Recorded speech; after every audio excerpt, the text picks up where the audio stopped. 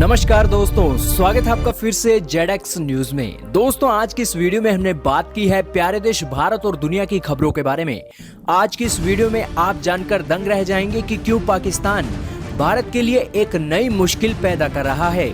इसी के साथ हम जानेंगे कि आज भारत में कितने केस आए हैं और भारत में कितने दिनों में केस डबल हो रहे हैं। इसी के साथ जानेंगे कि भारत ने अमेरिका की कितनी मदद की और अमेरिका ने भारत की कितनी मदद की। इसी के साथ जानेंगे कि आज डोनाल्ड ट्रंप ने क्यों चाइना के ऊपर सीधा सीधा इस बात की पुष्टि कर दी है कि ये वुहान लैब से ही, चाइना का वुहान लैब से ही वायरस निकला है। इसी के साथ जानेंगे कि डोनाल्ड ट्रंप ने आज WHO की बेइज्जती में क्या कहा और WHO ने इस महामारी को कितना खतरनाक आज बता दिया है। इसी के साथ जानेंगे कि यूनाइटेड नेशन के चीफ ने आज क्यों कहा है कि पूरी दुनिया लड़ने को छोड़कर, एक दूसरे पर आरोप लगाने को छोड़कर साउथ कोरिया का एग्जाम्पल चुन ले। इसी के साथ जानेंगे कि रशिया में कितने नए केस आए हैं और रशिया के PM भी क्यों आखिरकार इस कोरोना से पॉजिटिव हो चुके हैं। इसी के साथ पाकिस्तान की भी खबरें हम इस वीडियो में जानने वाले हैं।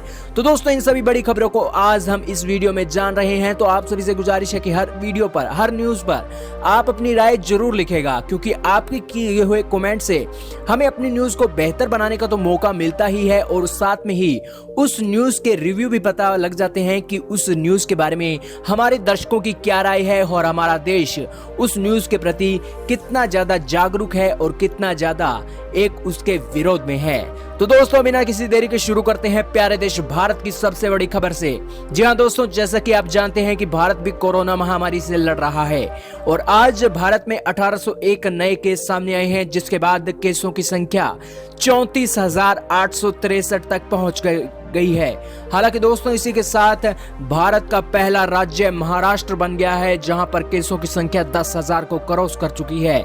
इसी के साथ दोस्तों, खुशी की बात यह है कि भारत में 9,068 लोग पूरी तरह से ठीक होकर अपने घर लौट चुके हैं। इसी के साथ भारत में अभी 24,000 लोगों का इलाज चल रहा है। हालांकि दोस्तों, भारत में जो कोरोना केसेस सामने आ रहे हैं, उन केसेस के डबल होने की संख्या काफी कम है। हालांकि भारत सरकार के अनुसार, स्वास्थ्य मंत्रालय के अनुसार भारत में 11 दिनों में केस डबल हो रहे हैं। हालांकि अगर भारत में लॉकडाउन न होता तो 3 दिनों में ही ये केसेस, जो 11 दिनों में डबल हो रहे हैं, वो 3 दिनों में ही केसेस डबल हो जाते।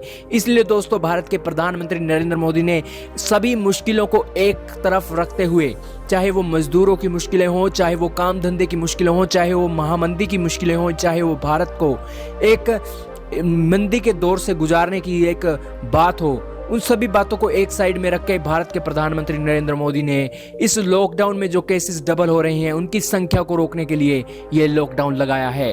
हालांकि दोस्तों, आप जरूर कमेंट सेक्शन में बताइएगा कि क्या 3 मई के बाद भी भारत को लॉकडाउन बढ़ाना चाहिए या नहीं। अपनी राय कमेंट सेक्शन में जरूर लिखेगा। चलते हैं अगली बड़ी खबर पर। यह खबर भी भारत से जुड़ी हुई है। जी हाँ दोस्तों, भारत ने अमेरिका को 5 करोड़ हाइड्रोक्सीक्लोरोक्वाइन नाम की टैबलेट अमेरिका के लिए शिपमेंट भेज दी है।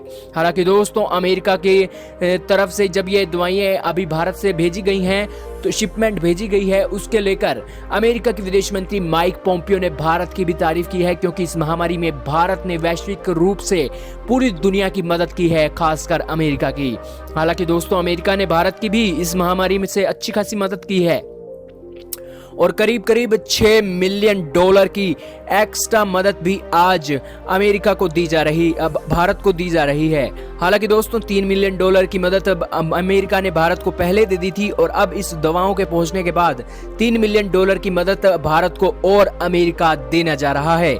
इसी के अलावा दोस्तों, 100 अमेरिकी कंपनियां भारत के उत्तर प्रदेश राज्य में भी आ रही हैं। और इतना ही नहीं, भारत के लिए सबसे बड़ी खुशी की खबर यह है कि अमेरिका सहित पूरी दुनिया की जो फर्में चाइना के खिलाफ बहिष्कार का ऐलान कर चुकी हैं, वो कंपनियां भारत में आने के ऊपर अड़ी हुई हैं। हालांकि भारत सरकार की ओर से उनकी सुविधाओं के लिए मंजूरी मिलना बाकी है और वो कंपनियां भारत के साथ अभी बिल्कुल संपर्क में है कि वे अपना प्लांट भारत के किस राज्य में लगाएंगी और किस राज्य में उन्हें एक अच्छी सुविधा मिल सकेगी।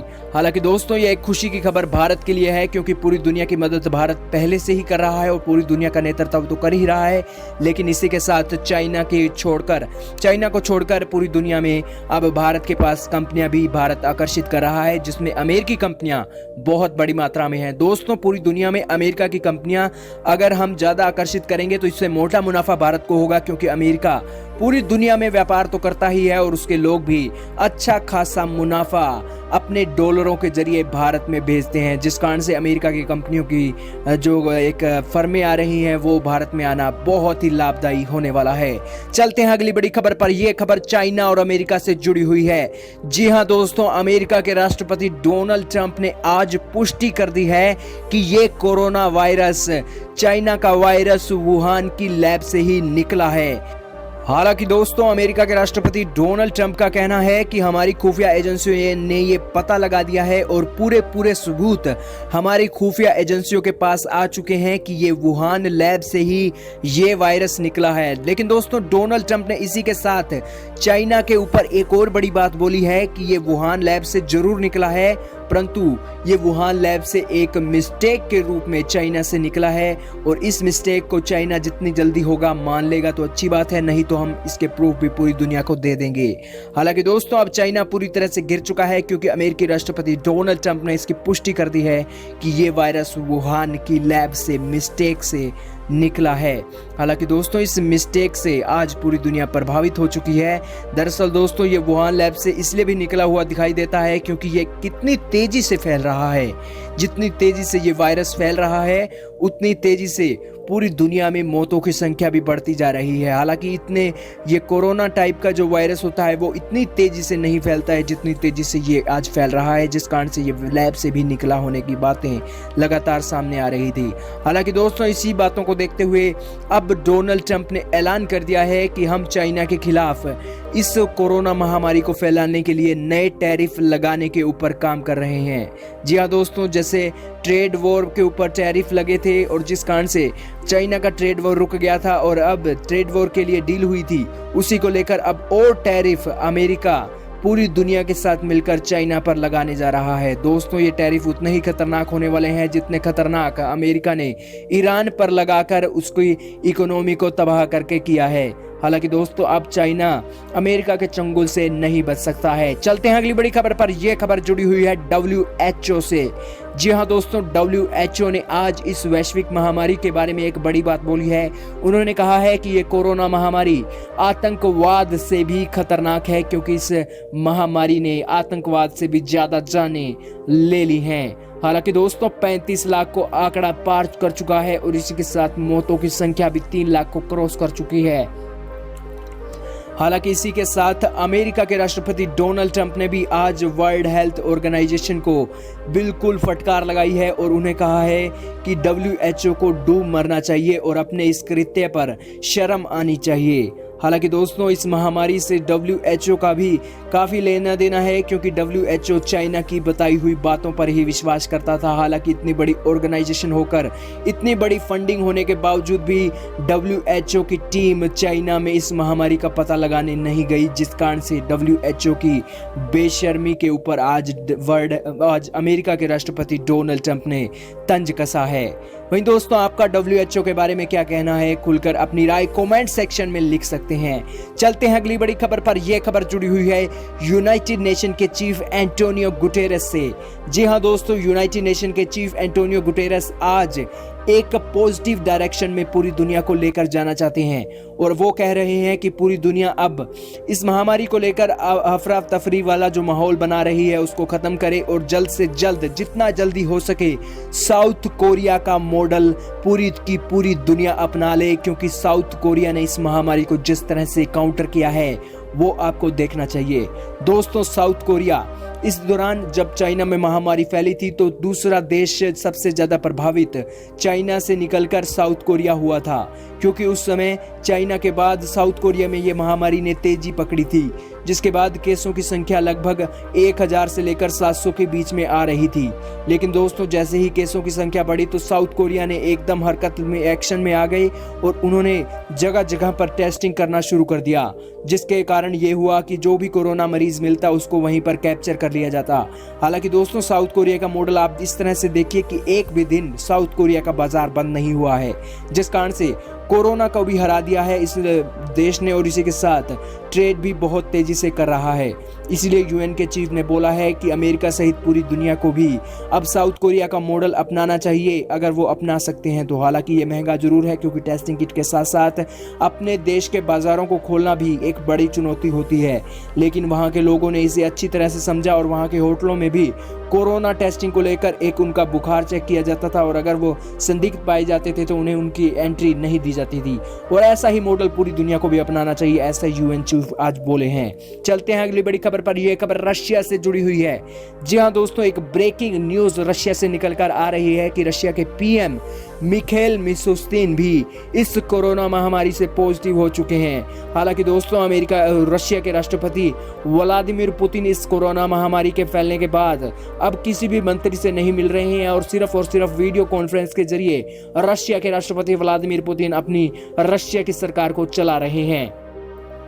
हालांकि रशिया में आज 7100 नए केस सामने आए हैं और 1,06,000 अब तक संक्रमितों की संख्या रशिया में पहुंच चुकी है। लेकिन दोस्तों, इसी के साथ ही रशिया ने अब ऐलान कर दिया है कि हम इस महामारी को लेकर बहुत युद्ध स्तर पर काम करने वाले हैं।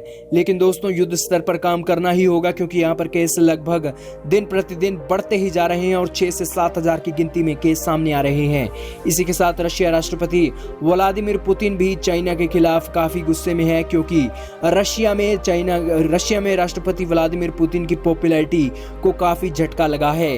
हालांकि दोस्तों, ये चाइना के फैले वायरस के कारण रशिया के राष्ट्रपति के ऊपर आरोप लग रहे हैं कि जो लोग रशिया में बेरोजगार हुए हैं और जिन लोगों के ऊपर इस महामारी के कारण गाज गिरी है, उनके कारण आज रशिया के राष्ट्रपति व्लादिमीर पुतिन की पॉपुलैरिटी वैसी नहीं रही है जैसी पॉपुलैरिटी 2015 में रही थी, जब क्रीमिया पर रशिया ने कब्जा कर लिया था।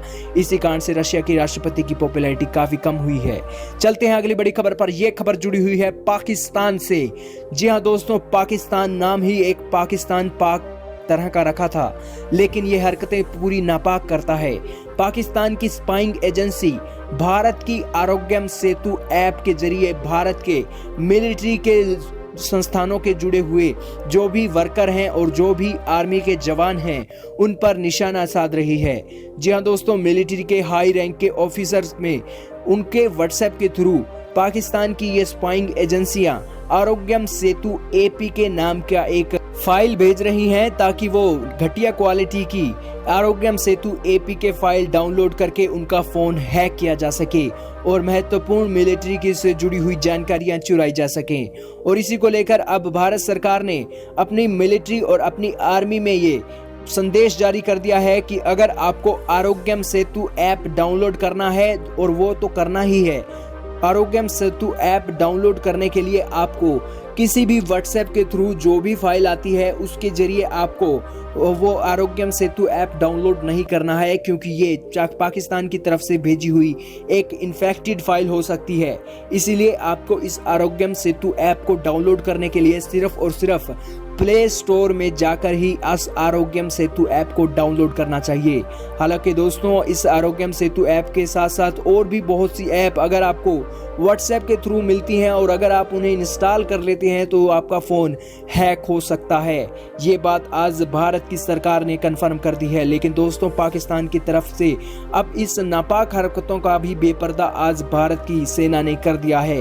हालांकि दोस्तों, अभी हाल ही के दिनों में अरब देशों में जो पाकिस्तान ने अपने ट्विटर हैंडल के जरिए एजेंडा चलाया था, उस पर भी पाकिस्तान को मुंह की खानी पड़ी है। और अब इस आरोग्यम सेतु ऐप के जरिए भी पाकिस्तान भारत के खिलाफ एजेंडा तो चलाने ही वाला था और इसी के साथ भारत के लोगों की हैकिंग भी करने वाला था। मगर भारत की सेना बहुत चौकन्नी है और पाकिस्तान को यहां भी उसने अच्छी तरह से घेर लिया है। हालांकि दोस्तों, पाकिस्तान की इस नापाक हरकत पर आपका क्या कहना है? जब पाकिस्तान इस कोरोना महामारी से बुरी तरह से लड़ रहा है, उस दौरान आपका पाकिस्तान पर क्या कहना है? खुलकर अपनी राय कमेंट सेक्शन में लिखें।